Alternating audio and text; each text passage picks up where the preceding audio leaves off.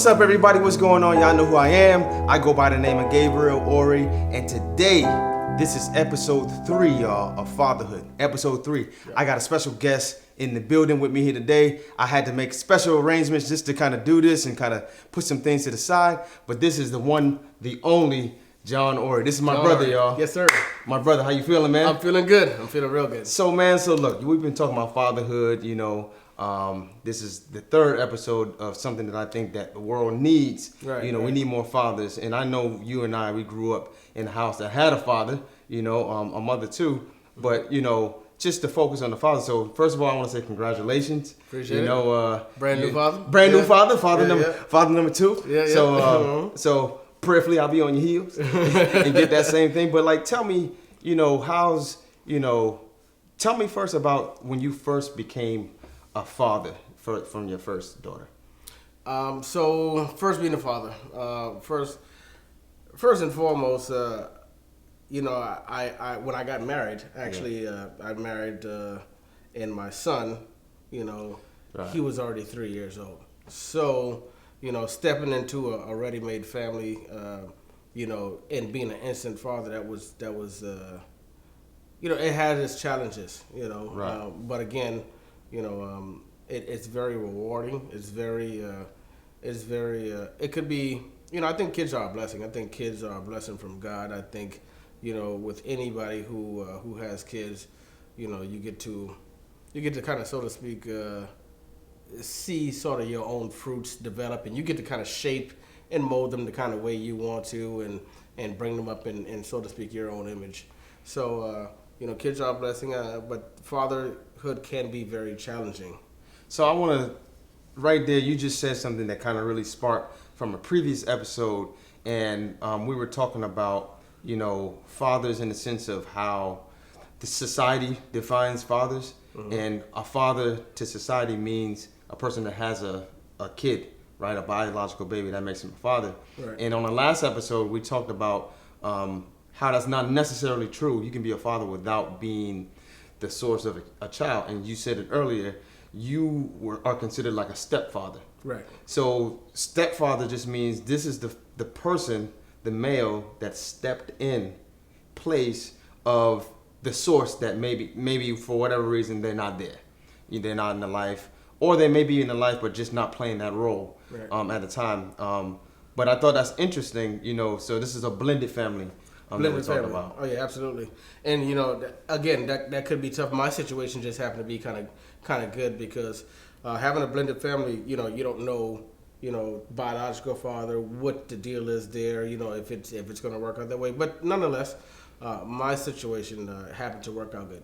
So being that you are and have been in that position, in that role as a stepfather, what advice could you give to somebody else who may be in that same situation, or maybe say dating a person that already has a child? Like what's some things they can probably do or try to do or start to do before they even jump into something like that? Mentally prepare yourself. so it's a challenge either way. Yeah, and then you got to remember that you're the adult, and then if you love that woman, or vice versa, if she loves you and you have children, you have to kind of accept that as a package deal. And when I say package deal, I love kids, I do. It's different when you get to send them back home, right. Versus now it's up and close and personal, and they're with you every single day.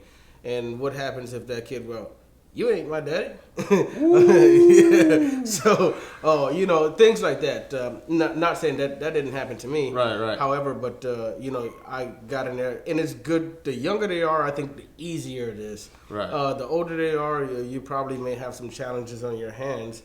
If, and again, that's a big if, the kid sees you as in taking mommy away from me, Right. Let's park right there, because I kind of, so let's back up a little bit. So walking into that situation, so let's say the female already has a child, and that child's biological father is maybe still in their life a bit. Wow. Cause see, you said some things that you got to think about. So like, if the kid's like, "Hey, you ain't my daddy," Right. what if you have an outside entity?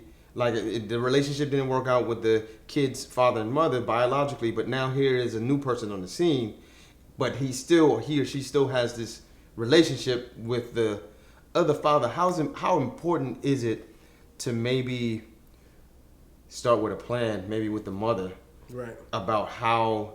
Was that something you did with your son? Yeah. So I think it's good to establish, you know, like you said, with the mother, her having that talk with him or her, and then you having that talk, and then understanding each other's role, because my role is not to come in and take the position of your biological father, Right, because right. I'm not him, but I am here to be that role model and to exercise fatherhood, Right. in a sense, So and it's crazy because I look at it as, I know most people look at that as like, oh boy, that's a negative. So now you got stepdaddy there, and you got biological father there, and then now it's like a competition that could be, or the kid might play one off the other. But I think that how we view that as a negative could actually be a positive. You could look at it as, hey, I got double dads, right? No homo, but like I got double dads, Right, and it's kind of like, I got my biological dad who gives me good advice and things like that. I want to keep that relationship, but I also have another dad that's in that position. He stepped in this position, nothing to do with my biological dad. It's just, my mother and him couldn't work it out. I see that as a potential blessing too. Well, I think you're right on par there, because if I think about it, my dad, Walter Ori, our dad, Right. Yes, he's our biological dad. We grew up in the house with him. He was there, but then right down the street, we had Uncle Simon. There you go. Uncle Simon, he always gave me words of wisdom. He always pulled me to the side. I remember, him picking me up as I was a little boy, almost as the fatherhood sort of role. So he's a guy that that I consider. And I can say, growing up, and I think this is important. I think today we're kind of missing this whole aspect of it. So like growing up, we got our dad. Our dad knows people in the community, in the neighborhood, other men, right? And they're like minds. And so like if our dad is not there, maybe he's at work, maybe he's somewhere out of town, wherever we go, somebody's kind of like can be that man, that figure that steps in and kind of like help guide us, and keep us on the same track or path that our dad had us in. So yeah, that's a really good example of that. So I also think that today, and I mean, I'm saying today as in this society now, but like it's been in past generations gone, or past societies, but it's kind of like, instead of having that Uncle Simon figure there, you might have the street guy there to be in that role, and then help.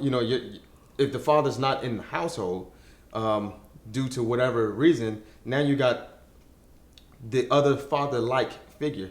And because the last episode we talked about like gangs and things like that, and why guys get so attracted to that, because those gangs open up like a father would and bring them in and embrace them and give them some type of identity. Right. How important to you is it with identity when it comes to males and fathers?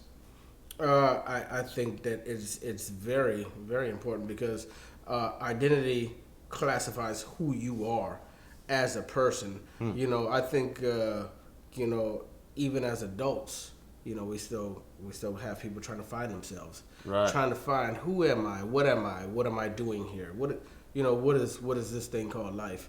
So having an established identity and sort of knowing your path and knowing a route that you want to take as a man, I think that's very important, because what fatherhood sort of means to me is, being that rock, that foundation. You can't build a house if you don't have the foundation laid properly. So I think fatherhood is first, loving your children, because that's important. You need to love them, and along with that love is going to come certain things.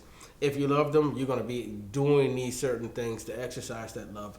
So I think it's I think that loving your children, being that foundation, and being a role model for your kids is that's part of what fatherhood means to me. So And I would add to that unconditionally. unconditionally. A lot of fathers, Yes. a lot of people, if your kid, oh man, he don't look like me necessarily, or Right. it has to be that unconditional love there, and kids feel that. Kids know. It's the funny you person. say unconditional. I was just looking up different types of loves yesterday. As we speak, I think it's about 8 or 9 different types of love. Yeah. You're talking agape. You're talking, Yeah. eros. You talking Eros, Sturgo, Yeah. So, but I was looking at Phileo. the unconditional and reading the unconditional love, Yeah. and you're right on par with that. Yeah, it's kids feel that. Kids pick up on that.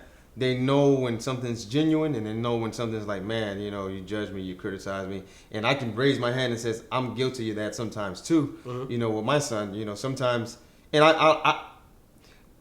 I don't mean anything by it, because I love him and I want the best for him. But sometimes the way I can present it can make him feel like maybe I'm criticizing him, or maybe kids can get to a place where they feel like, man, I can never do anything right, because believe it or not, this is something that I learned being a father myself.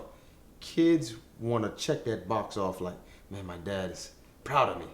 They want that box checked off. How important would you say that would be to you? Like, first of all, growing up in the household that we grew up in, that check box, and then segue into how do you do that with like your son and then your kids growing up? So I think that it's important to me as much as me as a grown man still wanting to check that box off, and still not so much seeking approval, but I do want to make my dad proud. Wow. I do want him to say, my son, is doing great things, or so to speak. So why is that important to me? Because I know that that he expects great things from us. I look at the path that he walked, and I look at the things that he does, and I think for anybody that's a parent, for any father, you would want your children to do just as good or better than you, and you push them to do way better than you, because I want my kids to do better than me. I want my grandkids to do better than what my kids did, so forth and so on, and through the generations. We pass that down. It's not like you don't want to see your kids do better. Right. That's insane to me. So I do want my kids to do better than me, and I do want my grandkids to do better than my kids, so forth and so on. So that's why I feel like I want to make him proud, and I want to he's accomplished a lot, and that's Big shoes. big shoes to fill. Good Lord. What, doctorate degree? Yes. Man, started so many businesses, opened up wow. so many different organizations, yeah. leading different things. Yeah. You had some big shoes to fill. How important, so going back, you said, as an adult, I still want to kind of check that box off, because I know, like Dad, he verbalized that I want you guys to do better than I did, and then so forth and on. I want my kids to do better. Let me change the word do better. Get further along than I did growing up. Do you think that has anything to do with, like, as we advance as a society, as a culture, as well as information, we start learning things, for instance, example, like your grandmother or your great grandmother, Christmas time, she would give you a half of a ham for Christmas. Right. And you know where I'm going with this. Yeah. And she would always chop off part of the ham and then taught it to, your grandmother taught it to your mother, and then I think we talked about this before. we probably did. Yeah. Today, your mother still cuts the ham. Right. And you like, wait, I paid $10 or no, $30 for this ham. Right. Where is the ham? Right. And he's like, I threw it in. Where'd you get that from? Well, I got that from my mom. Yeah. Okay, you talked to your mom. Where'd you get that? I got that from my mom. And it keeps going back. And you realize when you get to the source or the root of it, why did you cut off half of the ham? Because we didn't have a way to preserve it. There was no refrigerators out during that time. Right. Do you think as time goes on, information gets more clear, accurate, understanding gets more clear, accurate, and so it's almost like, look, if you don't do better than me, then shame on you, because now information is there, you know better, and so you should do better. How you feel about that? Well, first I think in a sense of doing better or getting further along, I think that there is no factual facts that I can show that I've done better or what. Well, maybe there is if you amounting it to maybe financially, if you amounting it to maybe a degree or schooling, yes. But does that equal happiness? So I think at the end of the day, I understand what you're saying, and yes, we do have a lot more, information technology, things of that nature. But I wouldn't amount that, or I wouldn't, just say, if you did better financially, then that makes you a better person. Or Right, because a lot of people use that to measure what's better, and Right. and that's not a measuring tool for what's better. Yeah. I would say also, your father's your father. Yes. No matter what, you always got to respect them, no matter where you are in life. They might have got a third grade education, and you got your doctorate degree. Right. It doesn't make you better Correct. than that person. But I would want him to have at least that knowledge, because at the end of the day, I think information, when it's used properly, I think it could be a very, very good thing. I would say along those lines, accurate, correct information. Right. Because sometimes we get bad information and we make decisions based off of bad information, and thus we make. I know we was talking about earlier, like cycles of the same thing because of bad information, or sometimes not having information could hurt. True. You don't know something and you keep doing something and it's damaging you. You don't know why, and then you train that to your kids, Right, and right. they pick up the same habit. But let's talk about the information, or the more information that we have nowadays, because what you're saying is true, and it is no excuse for nobody not to. I mean, we got libraries. Not today. But before, back when we were in school, there was no such thing as internet. Maybe with the U.S. government, maybe I Right. guess, but not with. We didn't have computers like that. No, I remember when we got our first computer. And we got to play Oregon Trail and watch the little thing go across the stream. Yeah, so I didn't buy my first cell phone until I joined the Navy. You and me both, because Yeah. I didn't do it until I got to the Army. Yeah, and at that time I'm 19 years old. So, again, these things weren't on the scene like that. And plus, so yes, the information, then you got, with the internet Google, you can Google anything under the sun. Doesn't mean that it's right, but you right. still have a free flow of information. Again, when we were growing up, we had to go and get the entire A through Z encyclopedia. And they still got that in the house. Yeah. So all you got is the A book, the B book, and now you got to buy like 21 books, Right. just to get all of it. So there is no excuse. And these young kids, they got a lot of information right at their fingertips. The world at your fingertips. Right. So there's no excuse to do well in life, whatever you classify that as. So let's switch gears just a little bit. How would you say, and let me try to word it right, that your father, our dad, has impacted your life? I'm like him in many ways. I think subconsciously and consciously, he's impacted. Let's just say, all right. So me at home, the family, the whole 9 yards, right? I find myself. I called a family meeting. Hey, let's have a family meeting, and we're gonna set a family meeting on these days. Why? Because our dad did it. Our dad did that. And during the family meeting, no phone calls, any electronics, any kind of forms of communication, all off. And I saw the structure, what he was. Did we like it back then? No, we didn't like that at all. Especially when the phone rang, and he's like, we're having a family meeting right now. Click. I was like, Dad, what are you doing? Know who that was? No.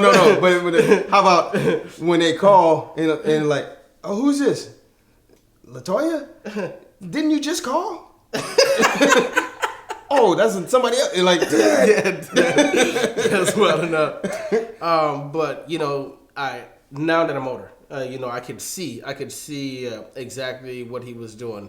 All of those trips that you and I took with him, where he wheeled and dealed and bought houses and made us clean up the yard and made us clean up the house. And he would drop us off with our little sandwich in a little bag where the mayonnaise got hot and everything like that. And like, hey, bub, and he dropped the lawnmower off and weed eater. In the rain? And he'd take off. He'd leave. You know what? That's something that I've never seen my dad. Really, I seen him maybe I never showing seen Dad us. cut grass I never seen him ever. cut grass or like he showed us like so when you rake, you do it like this and make sure this here gone here when you chopping the wood, just chop it like this, make sure it splits. Gone. But he did teach He's a us. master delegator. I'll say But you know, again, I still see the structure there. I see what he was doing, and I'm just like that. You know, I'm just like him as far as my line of thinking. I've never seen my dad get out of character. I've Right. never seen my dad get ruffled about anything. I've never seen him raise his voice Right. ever, and I'm that way. So it takes a lot to rattle my cage. It takes a lot to move me. You know, it doesn't mean I don't care, because I care about certain things and I'm interested in certain things. But I can sit and have a cool conversation in such a manner where I'm not getting into a yelling match about anything with anybody. But I learned that from him, how to keep your cool subconsciously. Right. He didn't have to say, "Hey, keep a cool head." I watched him. Indirectly. I never seen him talk to my mom in any kind of fashion, raise Never his saw them voice have at one her, argument. never even call her out of her name. None of that. So I mean, naturally, you pick up things like that. Would you tie, like you said, you pick up things like that as a kid? Yeah. Would you tie that into, like, say, today you got young guys? I mean, I heard something the other day of how guys pick up young ladies today. You know, and you can tell, like, man, did you have a father like in your life? Like, would you tie that into how guys today, the mentality of young guys today, how they treat women? You know, because you talked about the character of our dad. We never seen him out of this character, and to me, that defined like, okay, this is what a man's like. He's cool-headed. He's level. Even I seen him under a lot of pressure. Yeah. You know what I'm saying? And you know how pressure does. Like, man, it'll either make you fold or it'll show who you are. And his character has always been, even under the greatest amount of pressures, we're good. We're gonna make it. Nothing too hard, for us to overcome. And would you tie that into society today, where you see a lot of guys, fatherlessness, a lot of guys just running around calling women out their name, maybe from wherever they got it, maybe from a rap video or something like that. 100%. And not only fatherlessness, but then you got to think about, and I give much respect to my women out there, single mothers who raise kids, who raise boys, But I can tell you this: a woman could never replace a man. No. And, I'm mom and dad. I hear you, and you have to be, and I get it. And again, I commend single mothers out there who've been doing it, still doing it, for a long time. However, having a good solid man in the picture, in the house, I think that makes all of the difference. I also think. Go ahead. And I was gonna say, now if there's a man there that's giving a bad example, then that's not so good, because he's calling a woman out of her name. Yeah, so people naturally, you're gonna mimic things like that. Mm-hmm. But I've seen guys, and I'm like, he was raised by his mom. Why? He has feminine weird, yeah. Exactly. So I could tell, a guy who gets in his feelings and things like, and have these women, and again, much respect to my women out there, and not everybody's the same. Right. But I would say that, a lot of times I can tell guys who was, raised by just their mom and things like that. And again, there is no knock to the women. That's not what it's about. Yeah. Much women have done a lot. When the guys, because I feel like the way society is right now is because men are not stepping up and doing what a man should do. Yeah. So the women, they start stepping up. Now you can get women that's stepping up. I would call the women of like yesteryear. Those are the ones who stepped up and they did what they did. But today you got some women who step across the line, and now I'm gonna be dad and I'm gonna be the guy. So you got women trying to be men, And I think, I mean, that's a whole nother conversation, but I think, like, hey, you know, wait a minute. You know, I know this guy is sitting on the corner. I know he's, you know, his pants are sagging. I know, but we still need his authenticity. We still need who he is. We just need some person to bring him up by his bootstraps. Right. And get him in line. You know, what would you say to the woman? And I know you kind of said it a little bit, but what would you say to the woman who doesn't have that guy there? Right? Or in your words, she might have a guy, but maybe he's not giving the right example. Well, so let's split into two.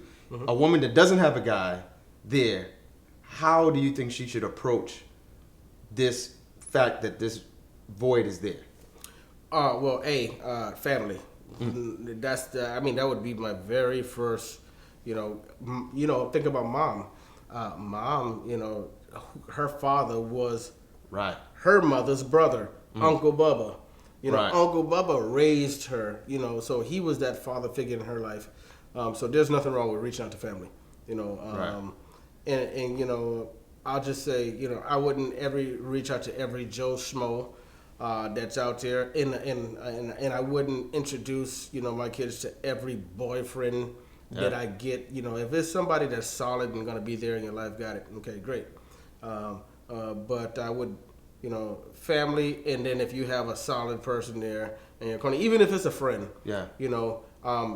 Nowadays you can use things like the Boys and Girls Club. You got all these different organizations, that can help, reach out and help mentor some of these young men to be, these boys to be to men. So Exactly on just point. because you're 18 years old don't make you a man. That's Just a whole because nother you're one. 25 years old don't make you a man. Just because you produce a baby don't make you a father. Fatherhood, requires, the hard work of actually, putting in some of the things we talked about, the love, unconditional love, putting in, the role model, or being that role model and taking care of your kids, not only financially, but, mentally, emotionally, things like that. Being an example too. Now, how about the person that has a guy, but this guy may not be doing the right things at that time, cursing her out, whatever, just a bad relationship, and they got children. And see, that's a tough one Right. because a lot of times you can always sit on the outside and say, hey, you need to leave that person, but you're Right. not the one that's in love with that person. Exactly. And I'm not trying to make it an excuse for anybody, but what I am saying is, first we must recognize where we are, or that person should recognize where they are with the person, and if it's not helping you to move along, or helping you be a productive citizen, or helping you to be a better person. It may sound a little brash and hard, you have to get rid of that person, period, flat out. And again, I know, like I said, on the outside, we look at it and we can say a lot of different things about what we would and wouldn't do, or things like that. But it's up to that person to do that and make that hard choice. You'll find yourself in a vicious cycle of doing the same old thing. And I was having this conversation yesterday with somebody. About people, let's just say somebody who's used to getting abused. And I wonder, why do they leave? Let's just say they left that person and get into another abusive relationship and get into another one and get into another one. Now you need to think about, what type of people am I attracting? Right. What am I doing? What kind of, spirit signals am I sending off? What kind of frequencies am I sending off here? Or vibes that I'm sending off to attract these things into my life? Right. So, being by yourself, hey, sometimes that give you that peace of mind, and hey. Sometimes you got to work on yourself. Oh yeah. So last question I have, and then we'll wrap this up. How would you, in your own words, define father? How would I define a father? That's it's not easy as a question to. Right. So I don't think there's no right or wrong answer. Right. I think, but in my opinion, I think it's somebody that's there, for you, because, being a father is a learning experience. Right. It's a journey that you go on, because, I always, think back to my older sister, who probably had it the hardest. And then I'm like, okay, she kind of paved the way for Gabe. Gabe paved the way for me a little bit. By the time we got down to Adina, she got free reign. I mean, like, hey, we went through some hardship here. Shout out to you, Adina. You had free reign. Yeah, we went through some hardship. we did that for you, clearly. Right. Yeah. But a father is somebody who's there, somebody who's gonna, mentally support you, somebody who loves you unconditionally, and I think, just those things right there. Because we can get into finance, but what if he don't have it? Right. What do you do? Because he loves them emotionally, but don't have the finance. Does that mean he's not a father? But I think those are some of the key ingredients, some of the recipes there to make a successful father. Right. So we're gonna wrap this up right here. This has been another episode of Fatherhood. Yep. And so I appreciate you for coming out, man. All right. Making this happen. Yes, sir. So I go by the name of Gabriel. Y'all know who I am, and that's John Ori. Hey, so look, catch us. If you want to be a part of the show, hit me up. The email is right there on the screen. Just hit me up, let me know, and we'll do it. And we just need to get fathers back, real men. Yeah. You can pray me through. I don't wanna waste another moment without you, 'cause I'm pitiful in love with you.